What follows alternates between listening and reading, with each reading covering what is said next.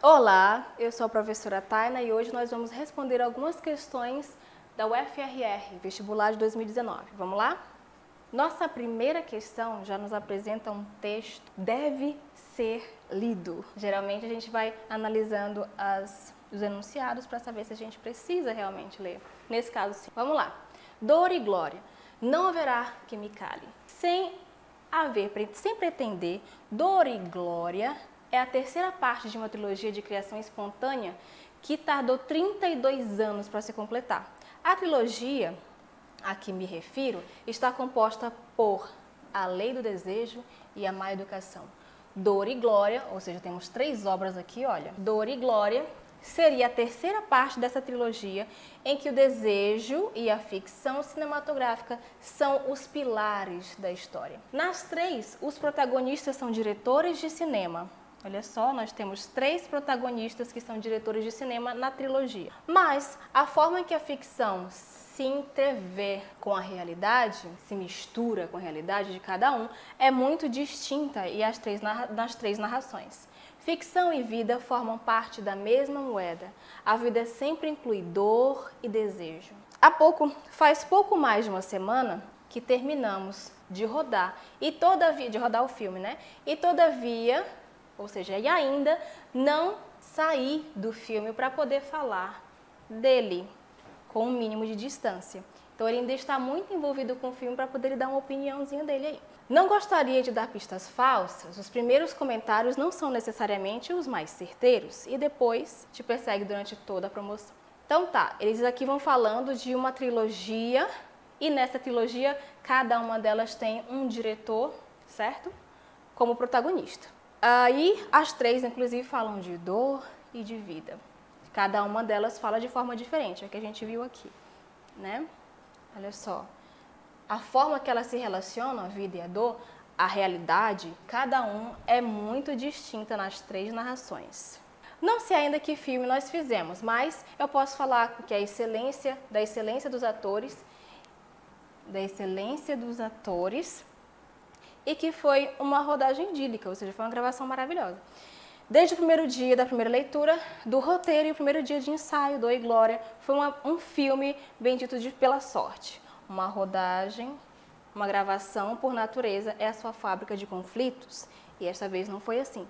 Ou seja, todo mundo se deu muito bem no set. Dor e Glória fala, entre outros temas, de 2 histórias de amor que foram marcaram, na verdade, o protagonista, Salvador Marques. 2 histórias marcadas, perdão pela redundância, mas este filme todo é intenso e deixa marcas. 2 histórias de amor marcadas pelo tempo, o azar e a ficção. O filme está em pós-produção e esperamos estrear em algum dia de fevereiro do próximo ano. Para então, terei muito mais coisas a dizer. Não haverá quem me cale.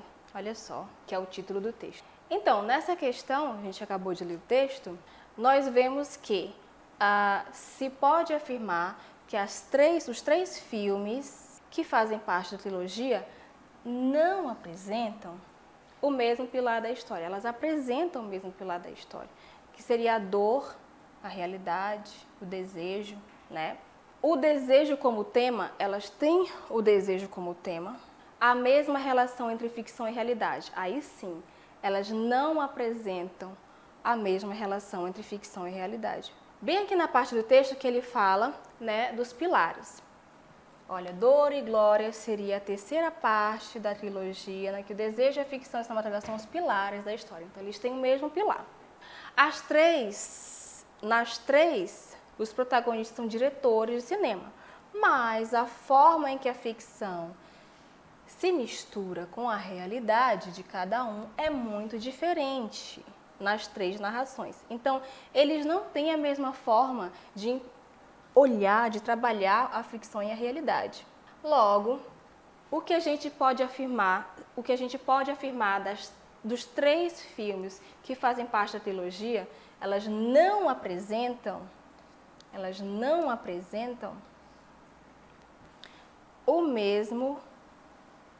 a mesma relação entre ficção e realidade. Não. Essa é a nossa resposta correta. Elas realmente não apresentam a mesma relação. Por quê? Porque elas têm sim o mesmo pilar de história, porque elas têm sim um desejo como tema, porque os diretores do cinema são sim protagonistas, está lá no início do texto. A ficção e a vida como parte da mesma moeda também fazem parte da trilogia. Então essa é a nossa única alternativa correta, ok? Vamos lá, para a próxima. Segunda questão. Temos outro texto na segunda questão. Uma invasão apagou, olha só, nós temos um heterossemântico aqui, ela apagou, borrar, apagar, do mapa os homens do que hoje é Espanha, né? Então ela apagou do mapa esses homens que antigamente viviam na Espanha. Isso faz 4.500 anos. Vamos lá. Há mais de 5.000 anos, grupos de pastores nos lombos dos cavalos se lançaram desde as estepas, isso aqui é um termo muito de geografia, muito geográfico, do leste da Europa, à conquista do resto do continente.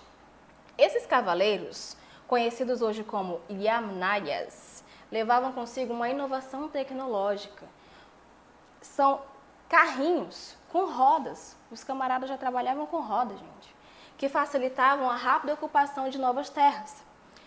Há 4.500 anos, os descendentes desses habitantes das estepas, né, da Europa, chegaram na Península Ibérica e apagaram do mapa os locais, segundo uma nova pesquisa de uma equipe internacional de cientistas.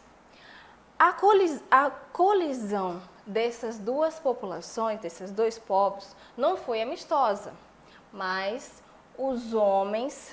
Por que ela não foi amistosa? Porque os homens chegaram do exterior e desplaçaram, ou seja, eles deslocaram, tiraram do lugar os homens locais. Imagina só, você está na sua casinha e aí vem uma pessoa de outro lugar e te tira de lá, quase por completo. Então, ele simplesmente diminuiu a população local e eles tomaram o local dessa pessoa, desse povo, né? Segundo o genetista estadunidense, que adiantou seus resultados no dia 22 de setembro, no evento organizado pela revista New Scientist. Não fala inglês. Mas, segundo as pesquisas de David, né, isso aqui aconteceu. A chegada deles não foi amistosa e esse povo que estava morando, né, nessa parte da Espanha, eles foram, então, desplaçados, ou seja, deslocados. A chegada dos invasores, ao que hoje é Espanha e Portugal, teve um rápido e generalizado impacto genético. Segundo afirmou esse cientista espanhol Olalde, faz 2 semanas em um congresso científico em Jena, Alemanha. Então, esse cientista disse que foi um rápido e generalizado impacto genético que aconteceu com a chegada desses invasores. As posteriores populações da Idade do Bronze apresentavam 40% da informação genética e 100% dos seus cromossomos Y procedentes desses imigrantes. 100% desses cromossomos, então teve uma mudança genética considerada. Segundo fala esse pesquisador, dado que o cromossoma Y se herda dos pais, isso significa que os homens chegaram e tiveram acesso preferente às mulheres locais, uma e outra vez, ou seja, eles chegaram, tiveram acesso a essas mulheres locais e eles foram mais de uma vez. Eles sempre iam lá e eles engravidavam essas mulheres. Assim, os genes deles, o DNA, enfim, ficou 100% nesse povo, certo? E eles fizeram dessa maneira com que o povo local, os homens locais, fossem sumindo. Que malvados! Descreveu o estudioso no ato de New Scientist, certo? Então, depois dessa informação maravilhosa a respeito da Espanha, continuando o texto, o novo estudo que analisa o DNA dos restos de 153 indivíduos desenterrados na Península Ibérica está pendente de publicação em uma das revistas científicas mais importantes do mundo. Essa aqui, ambos da universidade, nem ele e nem esse aqui, ó, nenhum dos dois, ambos da Universidade de Harvard, querem oferecer mais detalhes até o momento. No trabalho também participaram esse cientista Carles, do Instituto de Biologia Evolutiva de Barcelona. Então, 3 estudiosos estavam vendo, né, como ocorreu essa mudança genética dos povos da Espanha. Isso que aconteceu há quase 5.000 anos. Qual é a melhor opção para substituir as palavras sublinhadas por outras, sem perder o sentido original do texto? Vamos lá ver quais são as palavras sublinhadas. Aqui. A colisão dessa população não foi amistosa, sino que os homens chegados do exterior deslocaram os homens locais quase por completo. Eles simplesmente foram substituindo esses homens. E aqui, uma e outra vez. Eles foram visitar as mulheres uma e outra vez. O que isso significa? Pelo contexto que a gente vê da história, né, que eles modificaram 100% dos cromossomos e que essa informação que a gente tem é sobre esse cromossomo Y, que vem geralmente do homem, e ele estava muito presente nesse povo, né, quer dizer que esses homens tiveram acesso a essas mulheres mais de uma vez. Né? Se eles chegaram a tirar as pessoas locais, os homens locais, eles foram lá várias e várias vezes para que eles pudessem fazer um novo povo. Né? Então, vamos lá ver qual que se encaixa melhor. Uma e outra vez e desplaçaram. Vamos lá. Exterminaram? Algumas vezes, pela lógica, né, pela sequência, a gente viu que o segundo era uma e outra vez. Uma e outra vez, pela lógica do texto, se eles engravidaram e fizeram novas pessoas, não vai ser só algumas vezes que eles visitaram essas mulheres. Aniquilaram e de novo, eles foram de novo, acho que não caberia muito bem esse de novo. Porque parece que foi pouca vez também. Poucas vezes aqui não foi. Para você repovoar uma área, você tem que engravidar muitas mulheres e mais de uma vez, né? Algumas vezes também não. Então, pelo contexto que nós vimos, eles foram mais de uma vez, visitaram mais de uma vez e de forma frequente essas mulheres para que eles pudessem tomar o lugar dos seus homens e deslocaram os seus homens para outros locais. Eles expulsaram, tadinho. Ok? Desplaçar, deslocar. Vamos para a próxima, terceira questão. Qual é a afirmação correta? Bom, sobre o texto que a gente leu, qual seria a afirmação correta? Faz mais de 5 anos que os Yamnayas, ou seja, esse povo que expulsou, que deslocou o outro, chegaram na Península Ibérica e apagaram do mapa os locais segundo a nova pesquisa de uma equipe internacional de científicos. Foi isso que a gente viu? Faz isso tudo de anos, né? Há mais de 5 anos, grupos de pastores no lombos de cavalo, com aspectos, desde a Europa, conquistaram o resto do continente. Esses cavaleiros aqui, conhecidos como Yamnayas, levavam consigo uma inovação tecnológica, carrinhos com rodas que facilitavam a rápida ocupação. Há 4.500 anos, os descendentes dessas habitações eles passaram 500 anos fazendo essa brincadeira com os pobres coitados. Então, a gente viu aqui, que não faz mais de 5.000 anos, né? Não faz mais de 5.000 anos, tem 5.000 anos. Então, ela não é nossa opção. Los jinetes, eles tinham como característica grande poder bélico. A gente viu que não seria isso, não seria um grande poder bélico. Eles tinham uma inovação tecnológica, que era um carrinho de rodas. Então também não é. Não. A presença de 100% dos cromossomos Y procedentes desses migrantes indica que os pais das gerações seguintes eram Yamnayas. Bom, a nossa afirmação dos cromossomos de 100%, e a gente sabe que eles foram lá visitar várias vezes, eles tiveram filhos, né? Então, Os pais da geração seguinte, de fato, era esse povo, porque eles foram lá várias vezes para visitar as mulheres. Aí, para a gente não perder muito tempo, vamos para a nossa quarta questão, que a gente tem mais texto. Aposta pela educação bilíngue, tanto os modelos como realidades. Então, a gente tem aqui um texto que fala sobre educação bilíngue. Educação bilíngue onde? Na Espanha. Alguns dos países que falam de fala hispânica, né, nos que convive com línguas, han puesto, ou seja, eles puseram em marcha sistemas educativos cujo objetivo é garantir a educação nesses dois idiomas. No entanto, em cada lugar se encontrou uma solução específica. Então, nessa primeira parte a gente viu que eles vão ver soluções para que os países nos quais convivem mais de uma língua, de poder garantir que esses idiomas continuem vivos, né? Vamos lá. Um dos modelos é o que se oferece no País Vasco, Espanha. Aqui existem 3 modelos linguísticos.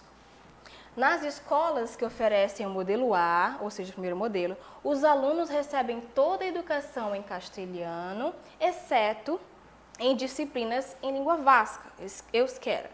Então, nesse modelo A, toda a educação é em castelhano. E tem uma disciplina com a língua vasca, exceto na língua vasca. No modelo D, acontece o inverso. Eles estudam todas as matérias em vasco, exceto a disciplina de língua espanhola. Ou seja, como se eles estivessem nós aqui, estudamos tudo português, exceto a nossa língua estrangeira, que a gente tem que estudar na língua estrangeira, né? Então, eles fazem isso. Então, o primeiro plano seria tudo em castelhano e uma língua euskera. Plano D, tudo em vasco e uma língua espanhola. E no modelo B, algumas disciplinas se ministram, elas são ensinadas em castelhano e outras em euskera. Então, aqui nós temos divisão de disciplina. Não é só, eu tenho uma disciplina de espanhol. Não, aqui eles vão estudar ciências matemática em língua castelhana e vão estudar física, biologia em euskera. É dividido, ok? Então, as duas línguas convivem ali. Esse modelo permite aos pais escolher a língua em que querem que estudem seus filhos. Mas, segundo a opinião de algumas pessoas, não contribui à coesão da sociedade vasca, porque divide aos cidadãos desses meninos, desde meninos. Ou seja, eles acham que esse tipo de ensino aqui vai dividir a população, certo? Dividir em quê? Em que sentido? Em Catalunha, o ensino nas escolas primárias é secundárias é em catalão. Ainda que exista uma disciplina de língua castelhana em todos os cursos. Então, escola primária e secundária em catalão. E outras disciplinas em castelhano, em todos os cursos, tá?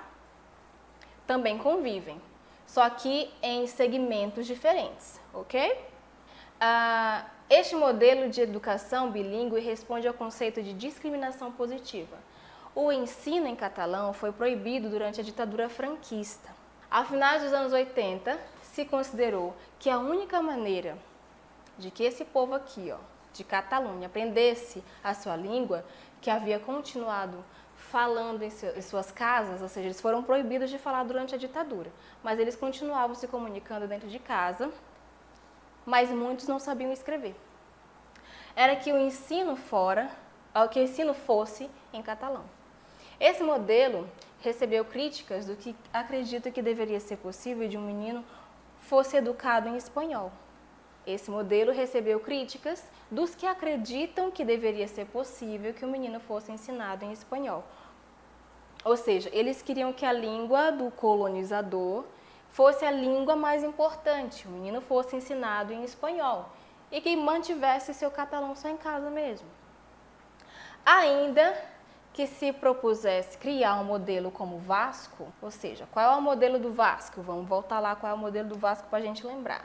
Então, ainda que se propusesse o modelo do Vasco, que seria esse aqui, ó, todas as matérias em Vasco, exceto a língua espanhola, ainda que se propusesse esse modelo, foi ignorado essa opção ao considerar que poderia dividir a sociedade catalã entre catalão e castelhano falantes. Então eles não queriam dividir esses estudos assim de forma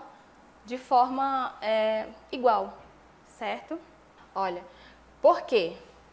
No caso deles, de Catalunha, teve um momento, né, não só de identidade, não só de questão de língua apenas, é questão política, né? Eles foram proibidos de manter a sua identidade de cidadão catalão.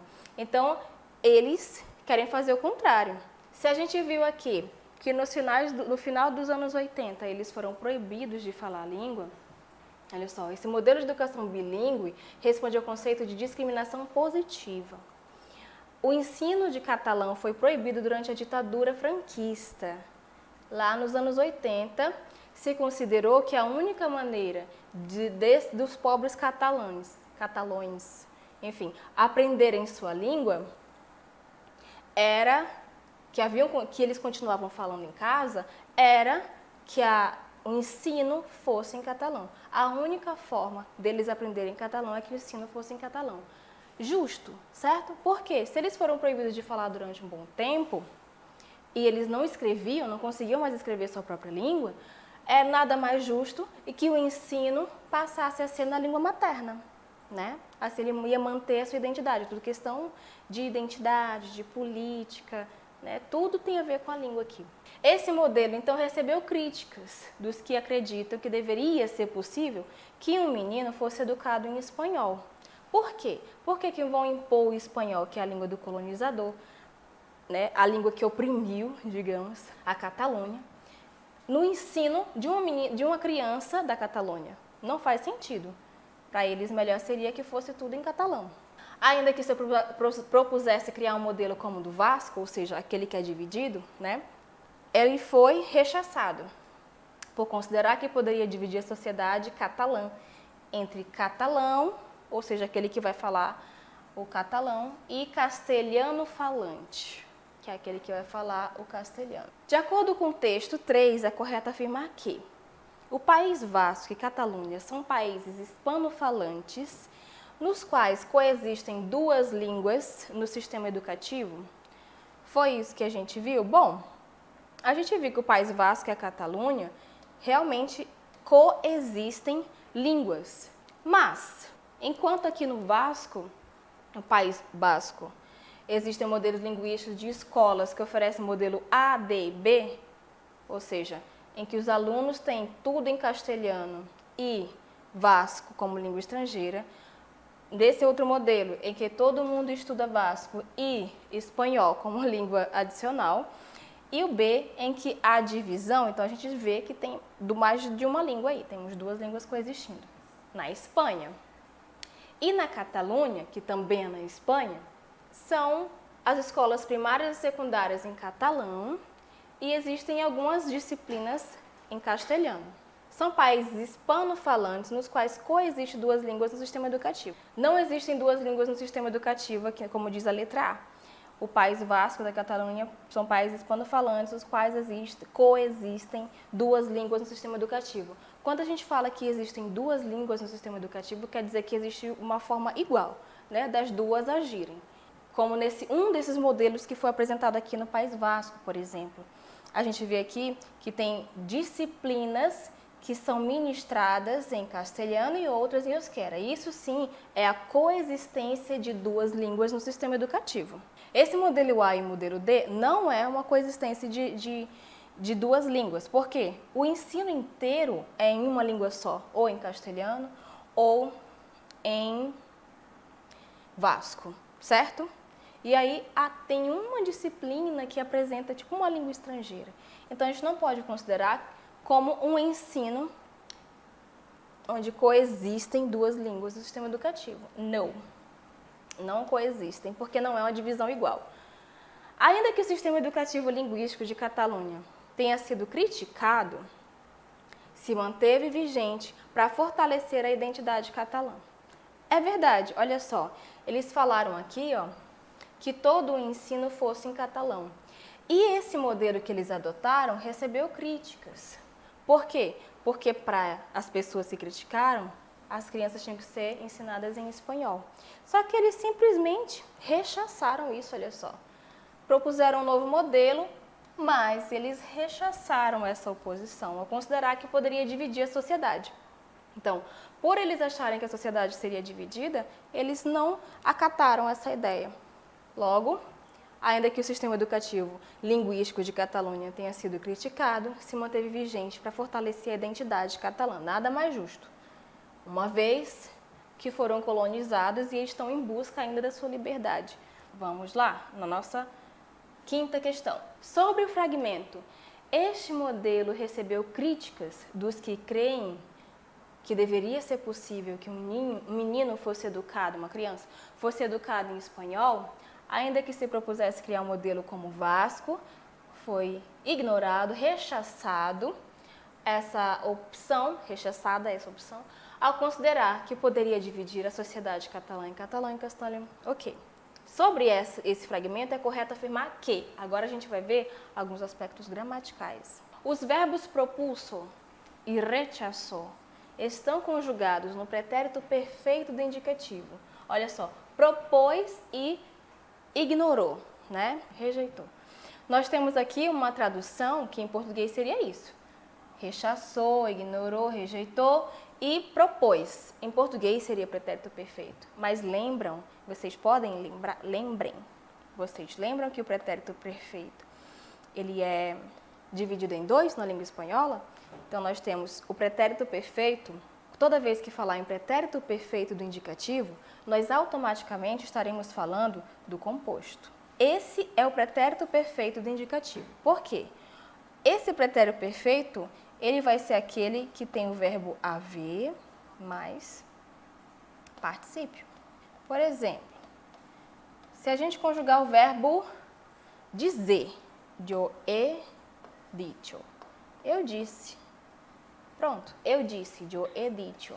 Isso aqui é a forma do pretérito perfeito. E não é isso que é apresentado aqui pra gente. Então, se não tem um verbo auxiliar com o verbo em sua forma nominal particípio, logo a gente não pode chamar de pretérito perfeito do indicativo. Essa não é a nossa opção.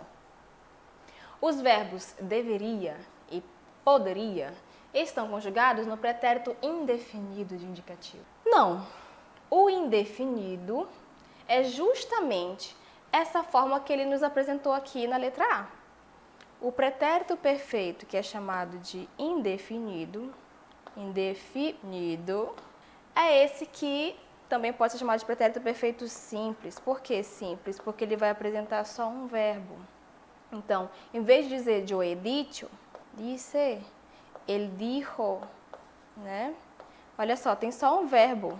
Se a gente só tem um verbo, ele é simples, ele é indefinido. Logo, esse deveria e esse poderia não fazem parte desse pretérito indefinido. Eles são condicionais. Letra C. Ha recebido é uma forma verbal composta e está conjugada no presente do indicativo. Olha só que estranho. Ele ha recebido. Yo he recebido. Yo he hablado. Olha só, vamos conjugar aqui em todas as pessoinhas. Yo he recebido. Tu has recebido. Ele vai repetir o mesmo verbo. Ele ha recebido. O mesmo verbo. Percebem? Só vai mudar aqui, ó, a conjugação do verbo auxiliar. O verbo principal, ele continua em sua forma nominal, particípio. E isso a gente vai chamar de quê? De pretérito perfeito, certo? Então, essa forma aqui, ha recebido, forma verbal composta, ok? E ela está conjugada no presente do indicativo, aqui já é errado. Não é presente do indicativo. O verbo propulso está conjugado no pretérito indefinido de indicativo. Vamos voltar para o pretérito indefinido. Vamos lá.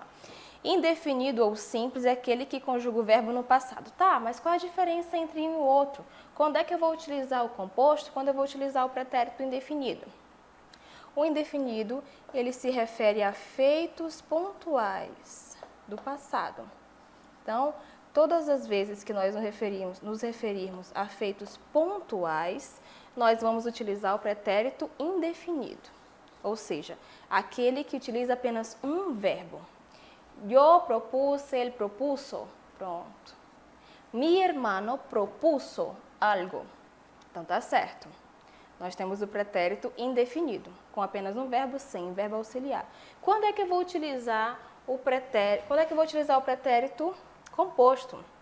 Bom, eu utilizo o pretérito composto para indicar ações que foram próximas de agora, ações do passado próximas do agora, e que de alguma forma influenciam elas vão influenciar no meu presente. Por exemplo, hoy, yo he comido pan. Ok. Foi uma ação que eu realizei no passado? Foi. Foi uma ação que eu realizei, mas o hoje ainda não acabou. Então, essa ação foi realizada no passado, mas o tempo ainda corre. Então, é uma ação que ainda tem uma influência, uma interferência no agora. A gente vai sempre conseguir identificar o uso desse tempo verbal por conta dessas palavrinhas mágicas aqui.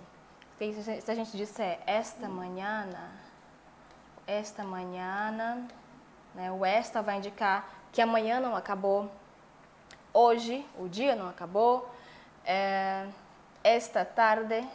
Então, são sempre, né, uma forma da gente conseguir identificar o tempo verbal e quando ocorreu essa ação. E essa ação geralmente ocorre muito próxima do meu agora. Certo? Então, próximo do agora é o pretérito composto, pretérito perfeito, que a gente chama de pretérito perfeito ou pretérito composto. O pretérito indefinido é aquele que só tem um verbo e ele vai se relacionar com os feitos pontuais. Sendo assim, essa opção está correta. El verbo propulso está conjugado no pretérito indefinido do indicativo. E essa última questão, rechazou, é uma forma verbal simples, está conjugado no pretérito imperfeito. Mentira, mas que mentira! Qual seria o pretérito imperfeito? Ele vai se referir a ações que não foram finalizadas. Então, como a gente viu numa questão anterior, ele vai terminar com aba, se for de primeira conjugação. Por exemplo, yo sonhaba, yo leía. Então, ele pode terminar dessas duas maneiras. Tá? Ações inacabadas, ou ações, na verdade, que têm frequência, que não foram realizadas só uma vez. Então, vamos lá para a nossa sexta questão. Com a nossa querida Mafalda, eu te aviso que Manolito está aprendendo a jogar bola e é um desastre. Olha, tá vendo como é interessante esse mirar dela? Mafalda é argentina, então ela vai utilizar uma conjugação diferente. Por quê? Porque ela utiliza vós, ok? Então, vós, mirar. Aqui é o imperativo. Se fosse tu, mira. Então, mira tu, ok? Se fosse usted, mire. E ambos com tratamento informal. Só para dar uma relembrada aqui. O único formal é esse. Vamos voltar para a questão. Olha como ele é um desastre. Ai, que bonito, linda maneira de querer, de gostar dos seus amigos. Se você gostasse dos seus amigos, você defenderia eles. Por que eu tenho que defender os amigos? Porque eu tenho que defender os amigos, entendeu? Ela fala para Mafalda. Essa amiga dela é muito chata. E não vi me avisar quando já é tarde, sua estúpida. Nós temos aqui, então, a Mafalda reclamando da porrada que levou do colega que aprendeu a jogar bola, e ela dizendo que a Mafalda é malvada por não defender os amigos, porque os amigos nós temos que defender. Você entendeu? Não vi avisar quando já é tarde, ou seja, ela já tinha levado também uma bolada do Manolito. Sobre o texto 4, todas as afirmativas estão corretas, exceto letra A. No terceiro quadro, há um pronome complemento em função de objeto direto com a terceira pessoa no plural, los. Vamos dar uma olhada nesse quadro. 1, 2, 3. Porque a los amigos hay que defenderlos. Hay que defenderlos. Nós temos 2 los aqui, certo? Quando ela fala assim, a los amigos, esse los aqui, ele vai ser o quê? Um pronome complemento ou vai ser um artigo? Eles têm a mesma forma. Mas esse los vai ser um artigo. Vamos traduzir aqui, aos amigos. Então, é a junção de preposição mais artigo. Logo, ele não é um pronome complemento. Ele é artigo. Aqui, hay que defenderlos. A los amigos, hay que defenderlos. Então, defenderlos. Isso sim, esse los se refere a quem? Aos amigos. Ele não está agindo aqui, ele não está com função de artigo. Nesse momento, nós estamos falando de um pronome complemento. Esse pronome complemento de terceira pessoa, plural. Terceira pessoa do plural. Tanto é que ele aparece juntinho com o verbo defenderlos, certo? Isso só acontece quando? Quando o pronome complemento vem depois do verbo. E esse verbo está no infinitivo. Então, quando o verbo está no infinitivo, a gente coloca o pronome depois dele. Ou, se tivesse no gerúndio, dendo-los, ok? Também podemos colocar no final. Ou, se tivesse no imperativo, defendê-los. Isso aqui, ele também aparece depois do verbo. Então, existem três chances desses pronomes complemento aparecerem, pronomes complemento, aparecerem depois do verbo. Seria no infinitivo, como a gente vê, no gerúndio ou no imperativo. Vamos voltar para a nossa questão.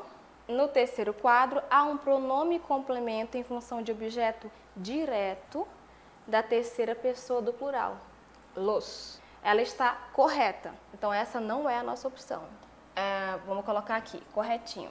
No comic, se utiliza o tratamento informal na segunda pessoa do singular, tu. Como vocês viram, né, que eu até coloquei para vocês os pronomes de tratamento que é utilizado por ela, mirar, que é o que ela diz. Isso aqui é um pronome vós, que ele é informal, ok? Ele é informal, mas ele é vós, não é tu. Então, nós temos aqui a nossa opção correta. No quarto, tem o pronome complemento em função de objeto indireto da terceira pessoa do plural. Les, vamos dar uma olhadinha lá? A gente já tem nossa opção correta, mas vamos dar uma olhadinha lá. Les. Bom, e no venir a avisarles quando já estar, é verdade? Olha só como a gente viu aqui, avisar. Esse verbo avisar, você pergunta a quem? E a sua resposta é a los amigos. Ou seja, nós temos uma preposição aí, né? Se nós temos uma preposição, automaticamente nós temos um objeto indireto. E o pronome complemento que substitui o objeto indireto pode ser le ou les. Les se estiver se referindo a uma pessoa no singular e les se for plural. Nesse caso, como ela fala de amigos, aí ela diz avisar-les, ok? Corretíssimo. E nossa última, né? Aqui, vamos. O verbo entendez está conjugado na segunda pessoa do singular vos. Verdade também, no terceiro quadro. Por quê? Como a gente viu e como a gente sabe, a Mafalda é da Argentina. E geralmente na Argentina, eles utilizam muito esse pronome tratamento informal vos. Utilizam bastante. Então, todos os verbos são conjugados nessa pessoa. E eles têm essa característica de acentuar no finalzinho. Si quisieras a tus amigos, los defenderías. El vocablo los se refere ao complemento direto a tus amigos. Verdade. Se você quisesse, se você gostasse dos seus amigos, os defenderia. Correto. Mas como já temos a nossa opção errada, né? Que é a letra B. Vamos para a nossa 7ª questão? Outro texto, esse vai falar de um mundo novo, do menino que escuta a rádio e ele descobre novas coisas. Vamos ver. Estranhos à noite. São as 12 da noite, notícias na Rádio Nacional da Espanha. O murmúrio da rádio acompanha como uma banda sonora a lembrança das noites da minha infância. Eu escutava enquanto jantava. Olha só, a gente tem aqui o pretérito imperfeito, cenava. Enquanto eu dormia, desde a cama, imaginava como seriam os países e as cidades desde os que chegavam de onde chegavam aquelas vozes que cada noite vinham me acompanhar. Pensava que aquelas vozes não eram reais, e pelo menos não como a minha, pois sempre diziam o mesmo e sonavam quase iguais. Mas a mim, isso então não me importava, Logo, o que importava para mim era saber como seria Madrid, ou Paris, o Vaticano, cuja emissora meu pai conectava algumas noites para escutar, o Papa. Então, o pai dele era bem católico e, sobretudo, aquele estranho país que se chamava Principado de Andorra. E que eu imaginava tão real como a voz da locutora, porque a parte de sonar, de escutar o país de conto, nem sequer vinha no mapa, né? E nesses pensamentos, ou seja, ele escutava de boca, né, o nome desses países, mas ele nem sequer conseguia localizar no mapa. E esses pensamentos iam passando as noites todas iguais e repetidas, todas iguais, de monótonas das vozes na rádio, com as vozes na rádio. Uma noite, no entanto, uma notícia veio a romper a rotina da rádio e da minha casa. Eu lembro ainda que estávamos jantando. De repente, a música foi interrompida e uma voz grave anunciou escuetamente. uma rádio anunciou, então, após o correspondente sinal de alarme, que o presidente dos Estados Unidos havia sido assassinado. Então, depois de noites escutando a mesma rádio, com a mesma monotonia, ele teve essa surpresa do assassinato do presidente dos Estados Unidos. Eu não sabia o que acontecia, sabia que era algo grave, porque o tom de voz dos locutores e pela seriedade e o medo dos meus pais, mas não compreendia o que tinha a ver o presidente dos Estados Unidos com eles, que nem lhes preocupava tanto, quase tanto, aliás, que nem os preocupava tanto, quase tanto como a morte do avô que havia sucedido meses antes. Então ele ficou assim pensando, nossa, eles nem conhecem o presidente dos Estados Unidos, por que ele está tão preocupado com isso? O que acabaram de passar em um país que, como o Principado de Andorra, imaginava que tampouco viria sequer no mapa. Ao dia seguinte, na escola, descobri, com uma surpresa, que ninguém sabia nada. Nem quem era Kennedy, nem que país governava, nem o que havia acontecido. E, sobretudo, principalmente o mais surpreendente, é que ninguém se importava com isso. Estava todo mundo livre e ninguém escutava a rádio, pelo visto. Eu lembro que o nome ficou impresso na minha memória e unido para sempre ao da rádio, porque foi graças a ele como eu soube que aquelas vozes que até aquele dia acreditava que fossem irreais, porque sempre diziam o mesmo e sonavam quase igual, eram vozes de pessoas que existiam realmente. Olha que bacana. Então ele escutava as vozes e como ele disse lá no início do texto, ele não acreditava que aquelas vozes vinham de algum lugar, que elas vinham de pessoas reais. Ele acreditava que eram coisas que ele escutava de uma caixa. E era isso. Então, no momento que ele soube da morte de Kennedy, e que só ele soube e os amiguinhos dele não, ele percebeu naquele momento que existiam outras pessoas além dele, né? Ele não conseguia nem identificar no mapa onde é que ficava Andorra, o Principado de Andorra, que era onde ele estava. Então, ele não tinha noção do quão grande é o mundo, né? E pelo visto os coleguinhas dele também não se importavam, não sabiam dessa novidade de novos espaços. Todo mundo via naquele mundinho lá. O seu nome ficou na cabeça dele e ele soube que essas vozes, então, que eram irreais até o momento, eram de pessoas que existiam realmente. Igual que também eram os países que falavam, ainda que alguns, como Andorra nem sequer é figurante no mapa, né? Nem sequer aparecem no mapa. Quer dizer que enquanto eu vivia em Oleiros, rodeado de minas e de montanhas, havia gente que vivia, trabalhava, que morria, como nós, em outros lugares. Então assim ele descobriu que existe gente além dos murinhos dele. Vamos lá. Marque a alternativa que descreve a ideia central do texto. O texto apresenta os tempos da rádio na Espanha? Não, né? Ele vai contextualizando, mas ele não apresenta os tempos da rádio, não seria esse o foco. O texto denuncia a inabilidade dos meninos para interpretar textos periodísticos? Não, até porque o único que escutou a notícia foi o narrador. Os coleguinhas dele nem escutaram, não sabiam o que estava acontecendo. Então, não. O texto narra o processo de descobrimento do mundo pelo menino. Essa seria uma opção mais viável, porque até então ele acreditava que as pessoas não existiam, que o mundo se definia, se limitava ao espacinho que ele habitava, né? Ao espaço que ele conhecia.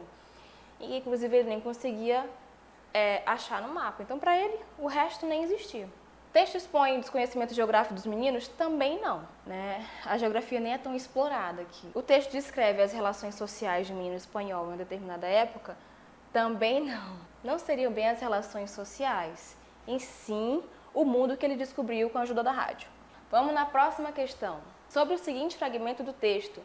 Eu la escuchaba mientras cenaba ou mientras me dormia desde la cama.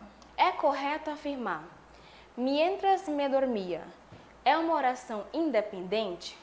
Olha só. O que é uma oração independente? Oração independente é aquela que não depende de outras, é uma oração coordenada. Uma oração coordenada, ela jamais vai iniciar com uma conjunção. Aliás, nesse caso aqui, ó, a gente tem uma conjunção que vai também se referir a tempo, né? Ele fazia uma atividade enquanto fazia outra. São duas atividades realizadas ao mesmo tempo. Então, nós temos aqui uma oração que se inicia com isso aqui, com essa conjunção. Então, ela não está certa. A primeira partícula, lá, que aparece no fragmento, exerce função de pronome. Yo la escuchaba. Ele é um pronome? Será? Sim, ele vai fazer referência à rádio. Yo la escuchaba mientras cenaba. Ele vai ser um pronome complemento, certo? As palavras mientras são todas classificadas como preposição. Não. Como a gente viu, elas também têm outras funções, né, de conjunção, por exemplo. As formas verbais escuchava e dormiam pertencem ao modo indicativo, mas estão em pretéritos distintos. Mentira! Escuchava, pretérito imperfeito, e dormiam, também pretérito imperfeito. São ações que foram realizadas mais de uma vez.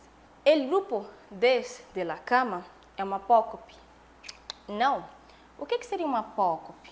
Uma apócope seria a perda de uma vogal ou a perda de uma sílaba, né, diante de palavras masculinas no singular. Aqui nós temos um grupo de palavras e nenhuma delas perde. Então nós temos a nossa opção correta, que seria a letra B. Se lá vai fazer referência a algo que já foi dito, portanto, ele vai substituir, né, um fragmento do texto, que seria a rádio, uma palavra do texto. E nós temos a nona questão. Na nona questão, de novo com a nossa querida Mafalda, argentina, olhando a criancinha brincar, fazendo os barulhinhos, tão pequenininho e diante da televisão já raciocina o mesmo que gente grande. Olha só que crítica interessante. O menininho assistindo a TV e ela comparando o bebê com uma pessoa adulta assistindo TV.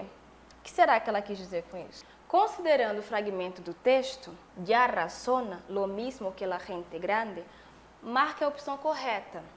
Então a gente vai agora atrás da opção que melhor responde. Letra A. Há um sujeito que se identifica pela terminação verbal. Olha o fragmento. Nós temos a nossa resposta correta logo de primeira, porque razona faz referência ao neném, ele, certo? Se eu fosse conjugar, yo razono,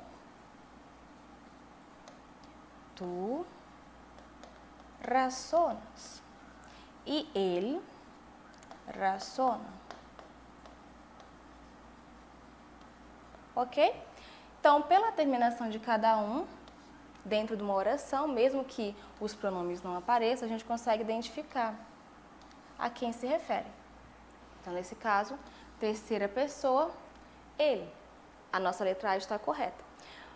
Bom, as demais dizem, a partícula lo indica loísmo. O que seria o loísmo? É quando a gente substitui o pronome complemento lo, lá, né, por o pronome complemento, enfim, le. Qual deles é de objeto direto? O direto é esse aqui e o indireto é esse aqui. Esses são os pronomes que vão substituir o objeto direto, esses aqui o indireto. Quando a substituição do le por lá acontece, nós chamamos de loísmo. Na fala, tudo pode acontecer, né? Então, na fala, pode acontecer de alguém substituir um pronome indireto pelo pronome direto, na fala em espanhol. E esse é um fenômeno chamado loísmo. Quando o contrário acontece, nós chamamos de... Aliás, essa setinha não é aqui, essa setinha é aqui. Quando o contrário acontece, nós chamamos de leísmo. Então, resumindo, loísmo é a substituição do pronome indireto pelo pronome direto. Leísmo é a substituição do pronome direto pelo pronome indireto. Seria basicamente isso. Já é uma forma apocopada? Não. O já não é uma forma apocopada. Lembra o que seria apócope? Apócope seria a perda de uma palavra. Perda de uma palavra não, perda de vogal. Diante de quê? Diante de palavras masculinas singular. Então, o já, ela é a palavra inteira, completa, só que ela é pequena assim mesmo. Então, de palavra masculina singular. Isso sim. Então, a apócope só vai acontecer nesse caso. Aí, dos orações independentes. Não, nós temos já raciocina, o mesmo que a gente grande. Pronto, nós só temos quantos verbos aqui? Só um. Se temos aqui um verbo, então nós não temos duas orações, temos uma oração. E o último, é possível considerar que há um verbo não expresso formado na oração subordinada adverbial. Nossa, aqui está totalmente errado, porque não tem nenhuma oração subordinada. Se só tem um verbo, só tem uma oração. Então, nossa questão correta seria a primeira. Então, ficamos por aqui com mais uma bateria de exercícios de língua espanhola. Espero que vocês tenham gostado e até mais.